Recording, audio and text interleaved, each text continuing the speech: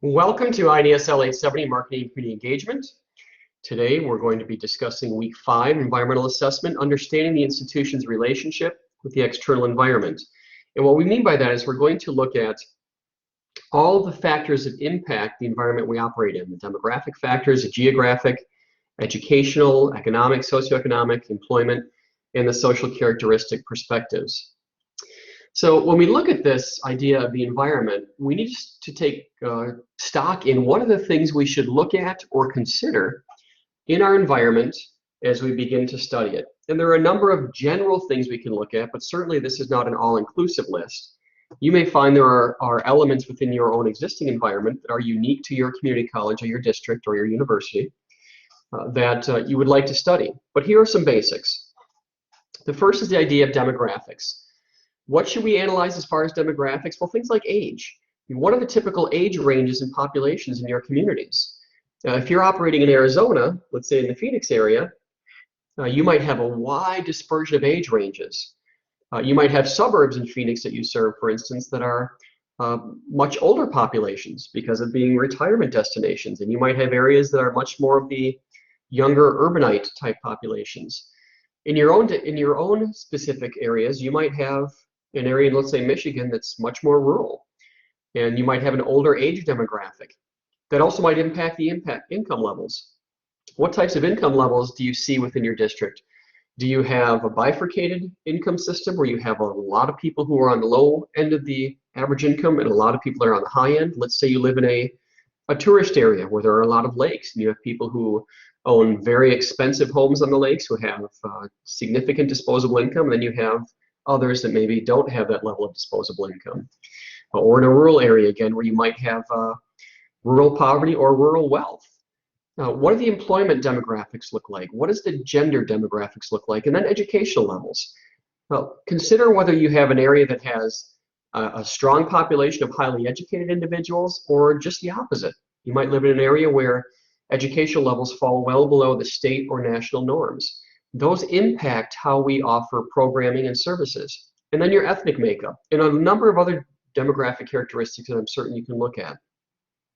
We also need to consider our geographic, those things that impact us, such as where do our students live? Where do our populations live? Do our populations live a ways away from campus, for instance? Do our populations primarily live within a region of campus? And I'll share an example with Lakeland College. A number of years ago, we studied where our students traveled from because that helped us understand where our populations were.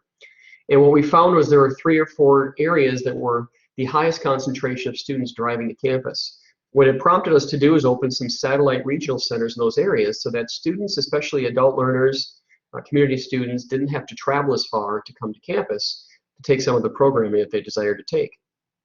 So also, what type of alternative educational providers are out there? Who's out there that's providing education outside of what we would offer? And when I mention that, consider what we studied in marketing myopia. The idea of marketing myopia says, gosh, maybe it's not just another community college or university that's our competition, but maybe there are other providers of things that are similar, such as a training provider. Or maybe it's just somebody who competes for the time that our students would put into their education. So that all impacts us as well when we start looking geographically to our district. And then the economic profile. What types of businesses make up our community? Do we see manufacturers? Do we see healthcare? Do we see agriculture?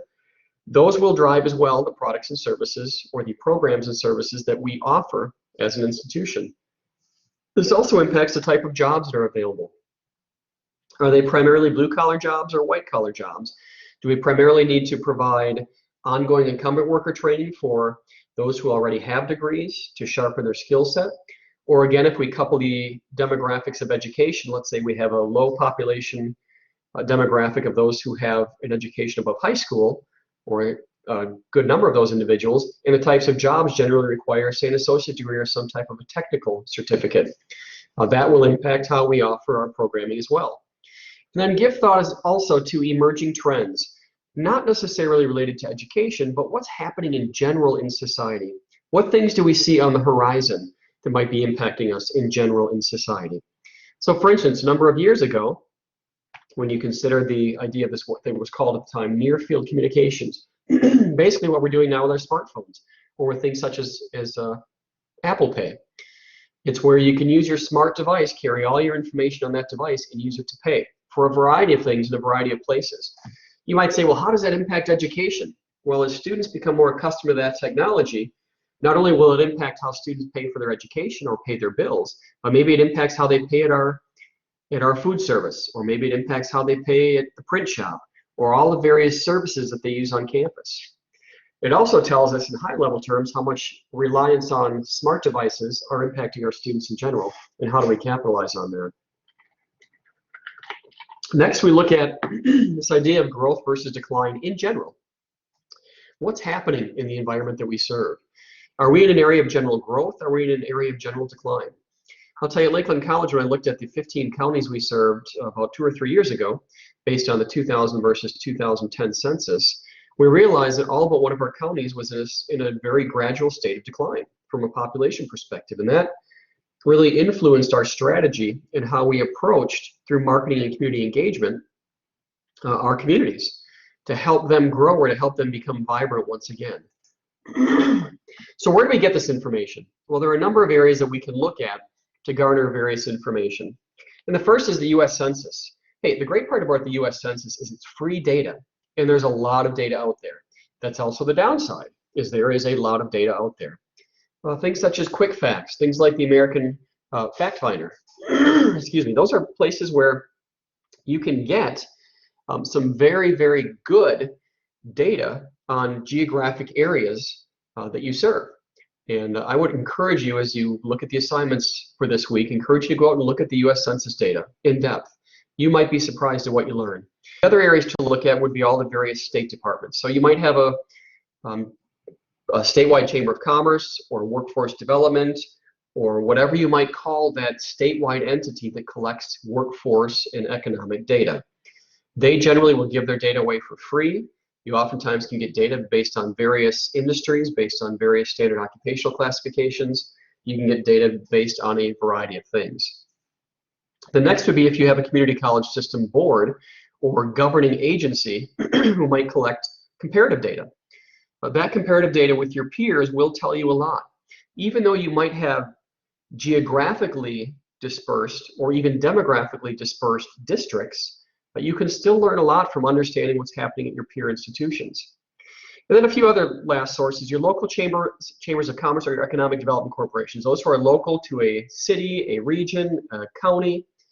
Again, a wealth of data. One of the reasons I like talking with the economic development corporations is because they don't necessarily always look at the historical data, but what they do help you find is this idea of if there's a company that's considering either expansion in your district, or maybe there's a company that's considering relocating to your district, or even leaving your district.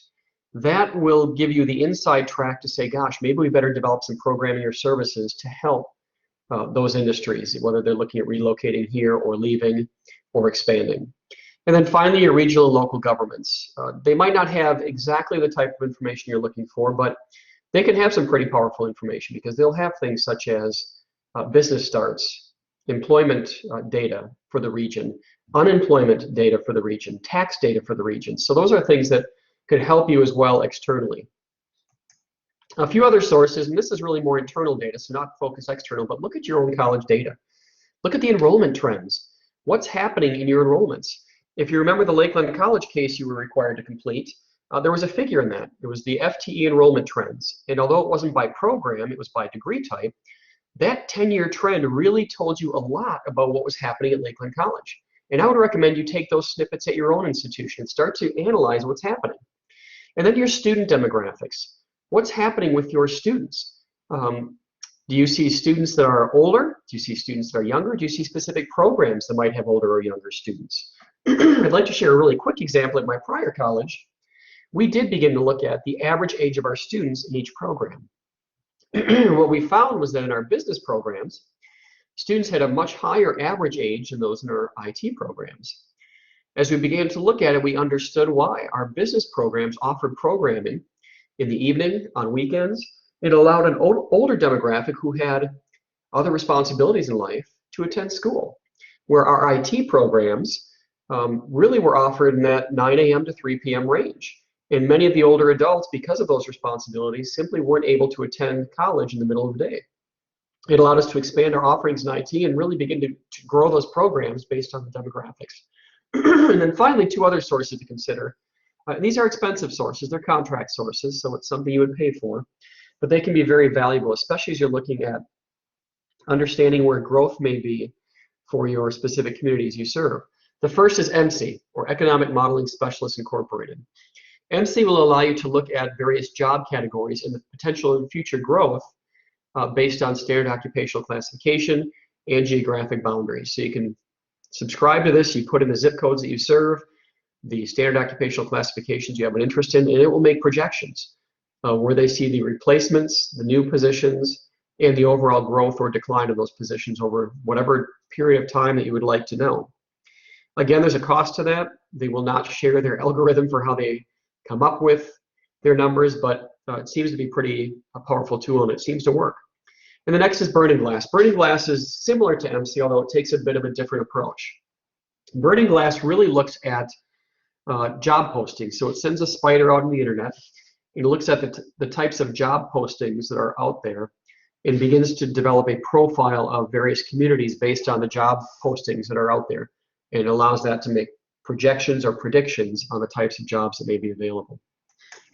So overall, all of this information we gather generally gets fed into what we call an environmental scan. An environmental scan is your college's tool for sharing what they believe is happening in the environment with the college community in a very easy to read, comprehensive, snippet-filled report. I did share in the course shell today, two specific environmental scanning reports that I thought you might have an interest in. And one is from McHenry Community College and the other is from Southwestern Illinois Community College. And those reports really highlight what does it mean to environmental scan and what's comprised in those scans. Typically in a scan, you're going to see 5 general areas. Your social forces that are impacting the institution, such as demographic shifts, cultural shifts, all those things we just talked about. Your economic forces, what's happening macroeconomically. For instance, if I were doing an environmental scan on the state of Illinois, you could be certain the top of the environmental factors for economic would be the state's budget crisis and how on a macroeconomic level that will impact community colleges and universities for some time to come.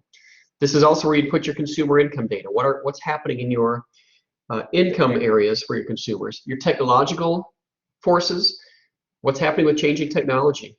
What impact does that have on customer value?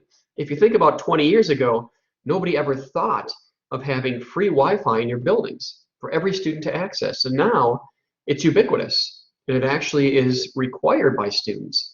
And not just required, but it better be fast enough to handle all of their media streaming needs and the things that they do while they're on campus waiting between classes or trying to utilize those technologies for the classes themselves.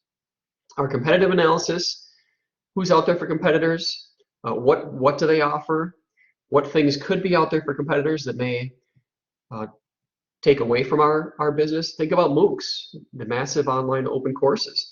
They might have an impact on who we are as institutions. Our world is changing profoundly. Although MOOCs might not be what changes it, it's guiding us with a general tendency of what's happening, where the initiative and where the momentum is in our marketplaces. And then finally, the regulatory. So the laws protecting our organization, the laws impacting our organization, what things are happening, look at accreditation. Those are the pieces that we have to consider that might, again, show general trends in the minds of the legislators that we have to prepare for. So all this data in general gets compiled into a strategic planning strengths analysis, or SWOT analysis, strengths, weaknesses, opportunities, and threats, or sometimes referred to as a TOES analysis. The SWOT analysis looks at really those 4 factors in the context of internal and external.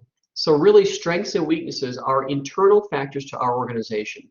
So what are the things that we do really, really well that we need to identify, and what are the things we don't do well that we should be concerned with? So when we look at strengths and weaknesses, one of the things you'll find is when you look at this with a larger group, if you go through the activity of compiling a group of faculty, staff, and students to talk about your institution, you generally will find more weaknesses that come up than strengths. That's okay. That's very common. It's much easier for folks to point out what we don't do well than to take credit for the things we do well. The external forces we have to consider are those opportunities and threats. These are the things we understand in our environmental scan.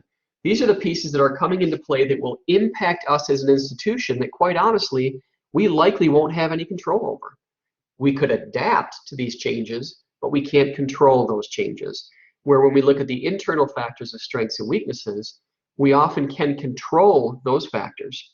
So when we look at this idea of SWOT analysis, the SWOT analysis is what we call a deficiency-based planning tool. And why I say deficiency-based is because we look at the strengths and the opportunities, but we also look at the weaknesses, the things we don't do well, or the threats, the things that are going to impact us. That's a deficiency-based system. What I don't have a slide for, but one of my favorite tools to use, and I've used it on many occasions, is what's called a SOAR analysis, S-O-A-R, SOAR.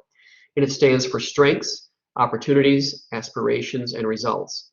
And the reason SOAR is beneficial is because it's an affirmation-based process. It really looks at what things we do well and where we have possibilities. So we look at, again, the strengths, much like a SWOT analysis. What do we do very, very well? And what are the opportunities that are out there that we know we could capitalize on? Once we have the strengths and the opportunities, we look at those together and say, okay, if we were to be anything we could be, what would we aspire to be? So you're setting a very positive outlook, and you're saying we aspire to be this. And when you look at results, you say, okay, if we aspire to be this, and that's what we select, how do we know we're going to get there? What result would tell us that we are there? If you have the chance, I would encourage you to investigate and research further the SOAR process, because I personally have found it to be an extremely valuable tool and very powerful for bringing in an affirmation-based strategic planning process. Well, that's all I have for you today. I hope the class is going well.